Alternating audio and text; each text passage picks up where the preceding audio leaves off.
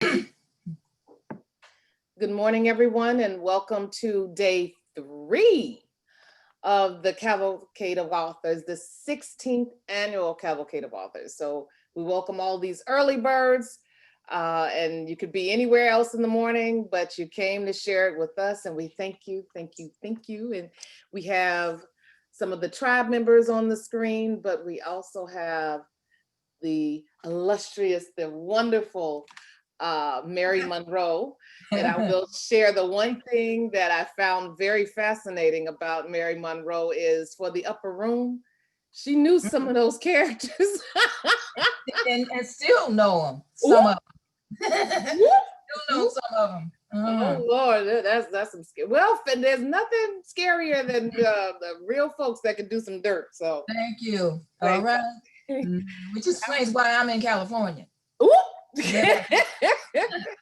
Okay. I understand. So I'm going to turn this over to JD Mason, who is going to do the hosting and the interview with Mary Monroe. Take it away, JD. Good morning, Miss Monroe. Thank you. Good morning, Queen. How you doing? I'm good. It's early, girl. It's early where you are. So we appreciate it. I'm up early every morning anyway. Okay. Well, we appreciate your time. So thank you so much for being here. Sure. I'm going to start off with a brief bio. Yes. And it is my honor and privilege to interview. I just want to let you know that. Well, thank you very much. I appreciate that, hearing that. Mary Monroe is the author of award-winning and New York Times the award-winning and New York Times bestselling God series, which includes God Don't Like Ugly, God Don't Make No Mistakes, among other novels. She is the winner of the AAMBC Maya Angelou Lifetime Achievement Award and the Penn Oakland Josephine Miles Award. And she currently lives in Oakland, California. There's your book, latest book. Yep, my very latest. I noticed that you got two coming out pretty close together. You got this one, and then you got another interesting title called Mrs. Wiggins. Yes, Mrs. Wiggins. Mrs. Wiggins, right? Yeah, coming out in April next year. Okay. Yeah, I love that cover. I love that cover, Mrs. Wiggins, because she looked like she got some. She got some secrets. She got some stuff going on. Stuff.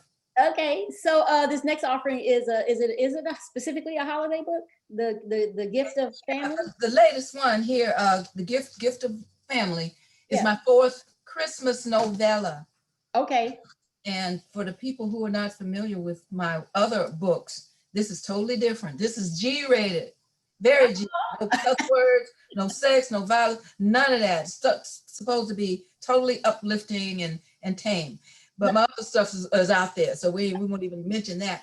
Okay. But this is fun for me because it was a real challenge, because I'm so used to having characters doing all kind of crazy stuff and whatnot.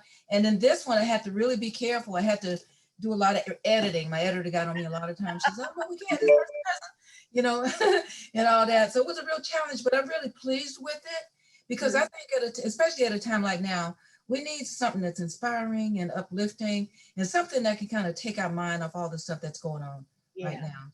Yes, ma'am. So, hey, how did you, I've read your story of how you got started as a writer in the business. You want to share that with everybody? Because it's a very interesting story. Well, it's hard to say when I got started, because I've never not been a storyteller. Even before I started school, before I even knew how to read or write, I was making up stories. And so this is something that I was literally born to do. And so it just developed over years, and I started writing before I was even a teenager, and I started sending out stuff when I was a teenager. And I used to write for the Confession magazine, True Confessions, Black series called Jive and Bronze Thrills. I remember those.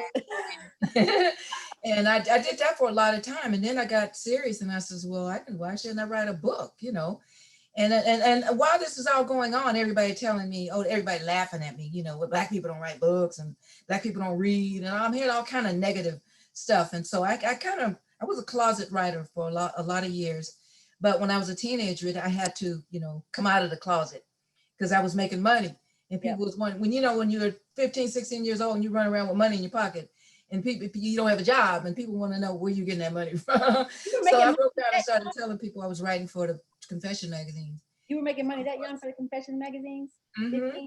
Wow. And all the drama that I wrote about was happening around me, not that I was part of it or in it. So then I decided, okay, let's try to write a book. And so I started working on a book. And to make a long story short, my first book, The Upper Room, got, oh my God, 55 rejection letters. Took 2 years to sell it. But some of the best advice and editorial advice I got was from Toni Morrison, who was my mentor many, many years ago. Wow. And so, The Upper Room came out, did well. I mean, as far as reviews, it didn't sell a lot of books because this is back in the 80s, late 80s. Because back then we didn't have the internet, we didn't have book clubs, we didn't have the kind of exposure that we have now. So from 85, it took me another 15 years to get my second contract. And people will ask me, why did you stop writing? I never stopped writing. I stopped getting contracts. So in 2000 is when God Don't Like Ugly came out. And so by then we had everything. We had the internet, book clubs, and all this other exposure. So from that point on, it's like I can't write the books fast enough. Yeah. But this is my 27th book. And I got several more in the works. Oh my gosh. I'm a full-time writer now, and I was a secretary for over 30 years. I hated every minute of it. But it was a learning experience for me, and it helped me learn how to discipline. I'm real good when it comes to discipline because I can get real lazy. But I write full-time now, write something every day. So Right. Here I am. Which book? What was the first book that landed you in the New York Times? Was it God Don't Like God Don't Play. God Don't Play? Mm-hmm. How'd that feel when you found out? It's hard to say because I just wanted to get published. At that point, I didn't care if I made money, got good reviews. I just wanted to see my name in print. Yeah. And so when it happened, I was on tour. I was on a book tour, and I was in a restaurant in Memphis, Tennessee. And my publicity director was traveling on the tour with me. And so her cell phone rang. She got a call. This was like 2 days before it actually hit went on the news. And so she's sitting there, we sitting there eating ribs in a place wearing bibs and all that. And so she told me the news, and I couldn't believe it. I thought it was a joke. So from that point on, it's just been going really well. That's awesome. But even before then, it was doing pretty better than I expected. Yeah. But being on the New York Times bestseller list, that was quite a leap for somebody like me. Because so for years and years and years, people, agents, relatives, friends, everybody told me, oh, you'll never get published. You'll never make any money. So, well, here I am. And so it shows that perseverance pays off. Yeah, exactly. And naysayers are only naysayers. Don't listen to them. Listen to them, but don't let them influence you. Don't let them plant that seed. Yes. You can't do it. Mm-hmm. So I got to ask you this. Your parents are really sharecroppers? Yeah. Yeah, and a lot of people don't know, but this sharecropping is still going on. It's not something that happened back in the late century of the last century, but yeah. But they did a lot of stuff. They didn't just do sharecropping. They worked in rich white folks' homes, and they did truck driving. They did whatever they could find. Right. And so it started with my grandfather. Both my grandfathers were sharecroppers. And then my father and my mother, they did some sharecropping and so on. So this is like a family thing that goes all the way back, and it's still going on. I still have family members who are doing some sharecropping work in Alabama and Florida. I did not know that was still going on. Oh yeah. Awesome. So right. the people that influence, books like God Don't Like Ugly and all those Upper Room and stuff like that, do they know they're in your book? Do they know it's let me share. And I'm sorry to say that I'm from a family of illiterates. Most of them don't want to read. They read the Bible, and that's about it. And a lot of them told me point blank, you put me in your book, I'm gonna sue you. And the thing is, I've given out free books. They've all said, well, give me one of your books. I heard you got a new book come out. They don't read it. And so I could write whatever I want, and they wouldn't know. But the interesting thing is that I have written about a lot of people. All the people in the books are composites. And the thing you have to know is how to embellish, because I have one cousin who has read part of some of my books, and she's, oh my God, I've written about her numerous times as various characters, and she hasn't recognized herself yet. So that's one thing I'm not gonna worry about. Okay. Let's see. I'm trying to see if we have any questions from the chat room, because I don't want to miss anybody's question. I don't see it. Everybody's, I love Mary. Good morning. I'm enjoying this. Let's see. Carla Carla do you have a question, Carla? Let us know what it is. But anyway, I met you a couple times on the road, and I always thought you were like the sweetest person and the most. Thank you. And your talent is amazing. So Thank you. You are an inspiration for sure. And you say you got like a ton of more books coming.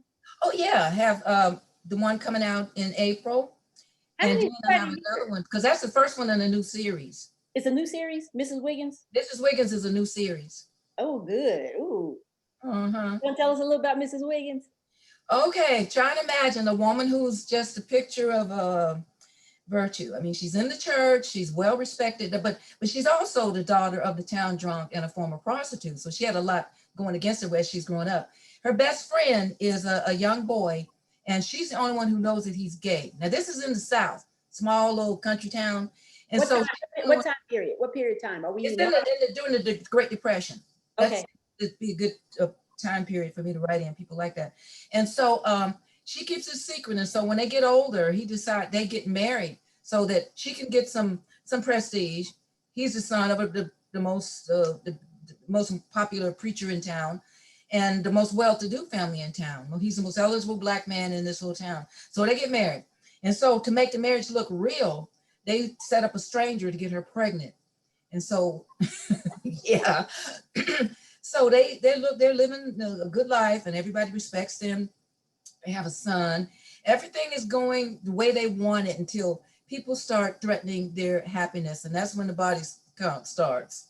Mrs. Wiggins. Mrs. Wiggins. And I don't want to tell you too much of the story because it's a shocker. Well, it's already a shocker. Church, before I go to church today, let me go over here and kill this person over here because it's getting too close to our secret. And so but you will have sympathy for her because I don't condone murder and violence on any level. But sometimes when you see things happening to people, you say, damn, I would have done the same thing, And that's what I try to do with my characters is give them a reason for killing this person. And that's what works for you. That's what works. That's what makes your stuff so unique because it's like you empathize with the bad guy. You like that could be bad guy. Yeah. That's what I gotta admit, in real life, a lot of people think about certain things. They'll never do it. Right. In writing, you can do whatever you want. Exactly.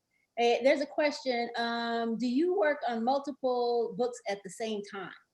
And normally I don't, but whenever I'm working on something where I have a deadline, like the book I'm working on now, ideas for a new book will start coming at me. And so I'm doing outlines and making notes, but I don't actively work literally. Sometimes I do though. I had to with the last 3 years, because I did the novellas and my regular books in the same year, like a few months apart. So at some point I was working on both, put one aside and get back to this one. And then I get confused. I said, what you doing over here? That's the only bad thing about it. Yeah. Have you ever thought of writing in another genre? Yes, someday I'm going to do something because I'm a paranormal addict, So I want to do something in the paranormal genre. You'd be good at it. Well, I've done some stuff. I put some stuff out there that my agent is like I can't talk about it too much because the contract I have right now, I'm exclusively writing what I write for Kensington and I can't step outside of the box right now. But I got some stuff in the works, paranormal stuff. Awesome. I love paranormal. Can't wait to read it because you'd be awesome with that. Well, I've known seen a lot of things. And I've watched a lot of Twilight Zone episodes. Will you continue releasing more novellas? I don't know because the contract for the Christmas novella called for 2, like the previous contract. So I don't know where we're going to go from here.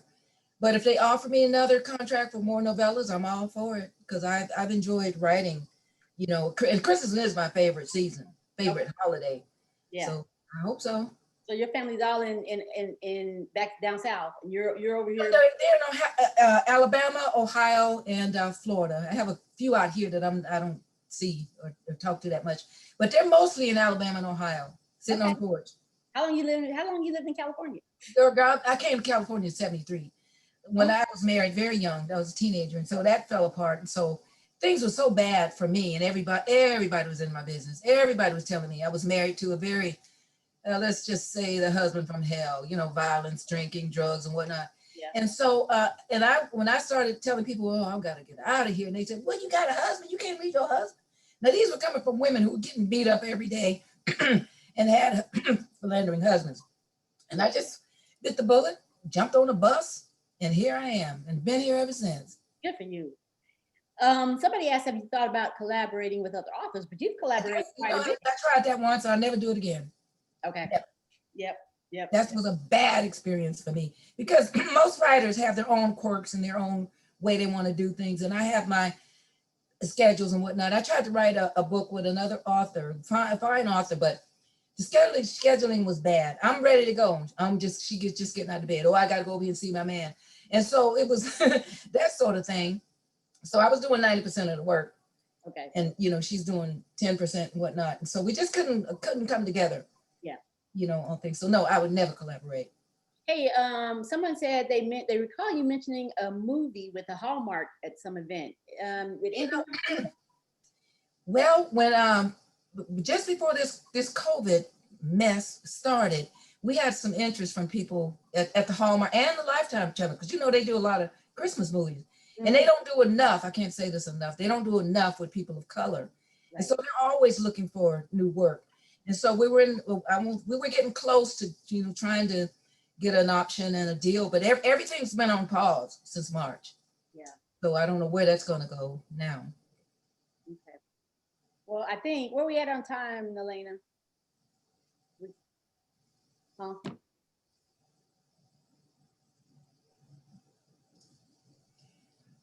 Yeah, that would help if I unmute, right? How much time do you need to read that piece you were talking about? Me or her?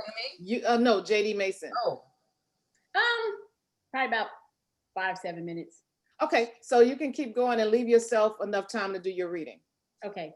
But I gotta look at this clock, because my one clock says one thing, one clock says something else. So I want to know, let me see here. I want to make sure I got all the questions. Somebody asked, will your paranormal books be based on personal experiences? Yes and no, because I've had some paranormal experiences, which is one of the reasons I have I'm a fan of the paranormal. Okay. But no, this is something that's way out there. It'll be a little bit personal experience. Okay. Well, do you have any closing remarks you want to make? Do you have anything you want to say? Well, I just want to thank you for letting me be a part of this. I wish we could all be together in person. Yeah. There's nothing like doing these kind of things in person, but this is the next best thing. Yeah. And I just want to thank you for, to write those good books, and we all got to support one another, I feel, and so I think that everybody's doing that. Well, we appreciate you so much, because your talent is we love your work.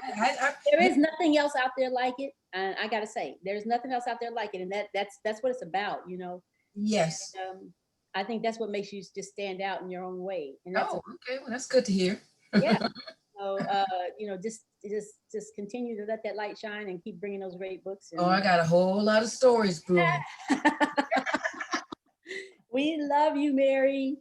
Well, I love y'all too. I think that's all the questions, and that's all I had, unless somebody else on the panel had something. Mary, we were so looking forward to having you for the cavalcade in the Bahamas. I mean, you said Bahamas? I'm there. So the thing is, things happen, Yeah, I was so looking forward to physically seeing you. And you had people that were following. Royce Slade Morton and Bernie Irvin were the people who were going to sponsor you to come. These are book club members who have followed you for years. Like, we'll bring Mary in.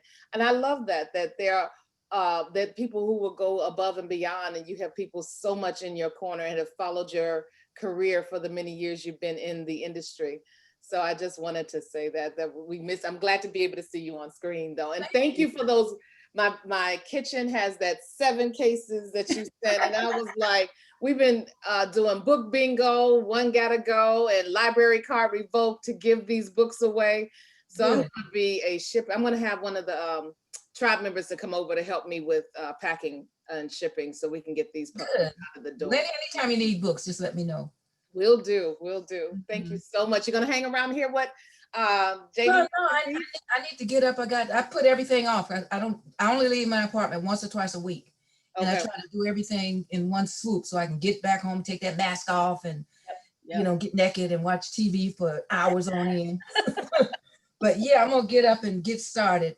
Okay. Thanks Okay. again, Mary. Thanks so much. Thank Okay. you so much. And y'all have a blessed rest of the week. Okay. You too. Take care. Bye-bye. Bye-bye now. Okay, I am JD Mason, and I've written a short story that I want to share a chapter with everybody. It's called Magic Wanda. And basically, it's a short story about a young woman whose dream is to get out of her small town forever before life takes over and keeps her there. So this is Wanda, September 24th, 1974. I put a spell on you. Wanda laughs, straddling the beautiful man that was Joe Crawford. Joe was spent, breathless, and glossy-eyed, staring beyond her, his gaze fixed on the ceiling. He wasn't dead, but suspended in time between space, coming down from the effects of the most mind-blowing sex he'd ever had. Wanda rolled off him and lay next to him, lighting a cigarette and inhaling. "These things will kill you," she muttered, blowing smoke into the air. Joe swallowed several times before finally catching hold of his breath long enough to say something. "Damn," he looked at her. "What the hell you do to me, Wanda?"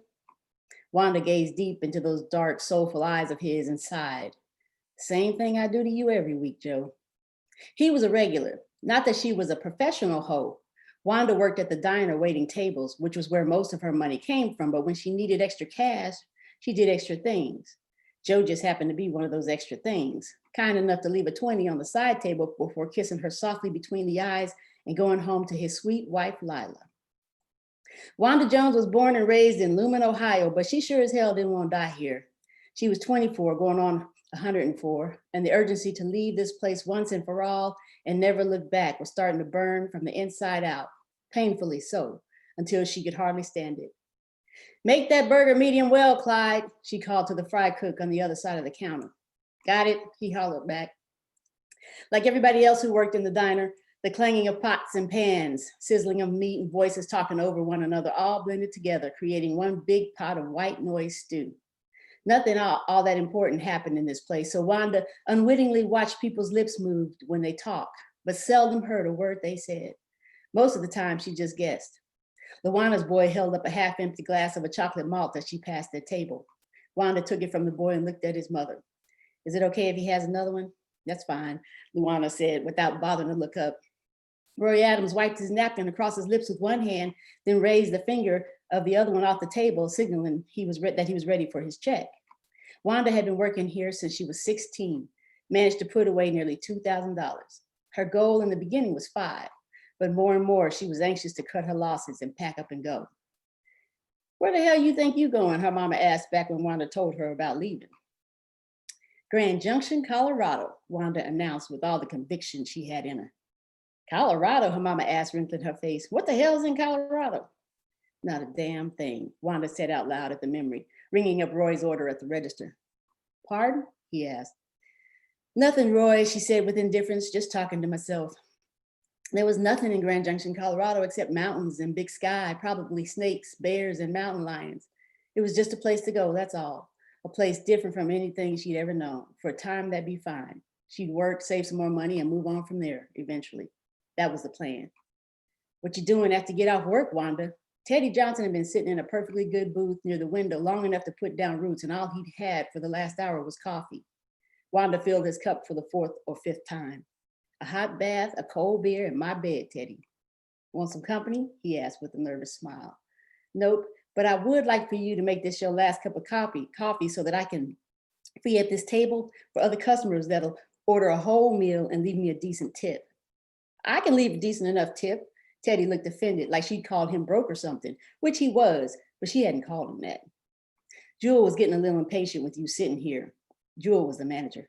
"I can tip." "Fine, Teddy," she said, walking away, rolling her eyes. "Whatever you say." "Pie," he called out after her. "Can I get some pie?" Wanda's feet ached so bad it felt like she'd been carrying around an elephant on her back all day. Wanda peeled out of her grease-scented uniform, poured herself a beer, and slipped into a hot tub as soon as she got home. A year from now, from this moment, she wouldn't be soaking in this tub. The world was bigger than Lumen, and it held its arms stretched wide open, waiting for Wanda to fall into them. Why you think you gotta leave? Joe Crawford asked her once. Oh, what am I supposed to do? Sit up here and wait for your ass to show up once a week? He sat on the side of the bed, slipping on his socks, and laughed. Yeah, he believed that. He believed that fucking him on Fridays and that little $20 he dropped on the table should be enough of an incentive for her to stop living her entire life. Joe Crawford was a big part of nothing in Lumen. So was Teddy and Jewel and Mama. So was Wanda. This town was a farm town. The only other thing bigger than farming here was iron mining. Population was 10,787. Of that number, less than 2,000 were Black, and they all pretty much knew each other and in most cases were related. Joe Crawford could very well have been a cousin or something, but she dared not to dig too deep out of fear of discovering that he was.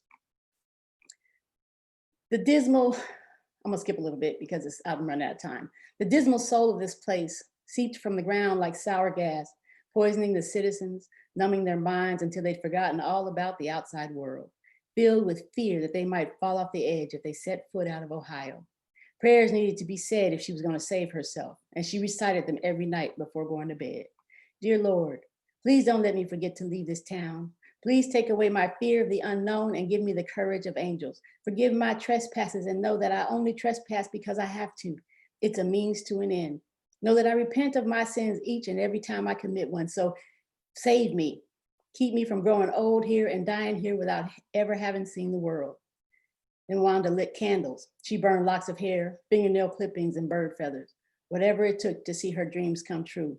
If it meant worshiping saints and devils, she'd do it, hoping it was enough. Magic Wanda. Thank you. And that is all I have. You can find me at jdmasonauthor.com at my website. JD Mason, I'm on Facebook, I'm on Twitter, I'm on Instagram. Books are on Amazon and other places. So thank you for this session. Are we early? You are early. Oh, So anybody have any questions for JD Mason? Let's look at the chat and see if anybody has any questions for JD Mason. This is the time. I see your girl Jamina is here in the audience here. hey, Jamina Harris. Good morning. Yeah, let me find your graphic from, you did a Saturday one. Let me find your. Oh, we're supposed to do one every day, boo? I'm sorry. No, it's okay. I think you had a Friday one. Let me find it because I'd like to put it on the screen. Okay. We're trying to get Janine's video together. She's here. She's been here back and forth trying to get it all together with that whole green screen thing. So let's promote and see what it's looking like. Oh, there's a couple questions. She said, can they get the name of the book again? Yeah, Magic Wanda. It's a short. I'm going to be giving it away on speaking of the link for the giveaway for that. So you sign up for my mailing list, you'll get the novella for free. The next book I'm releasing for my backlist is One Day I Saw Black King. That one's almost ready to go. I'm trying to get Don't Want No Sugar out too before the end of the year, but we'll see about that.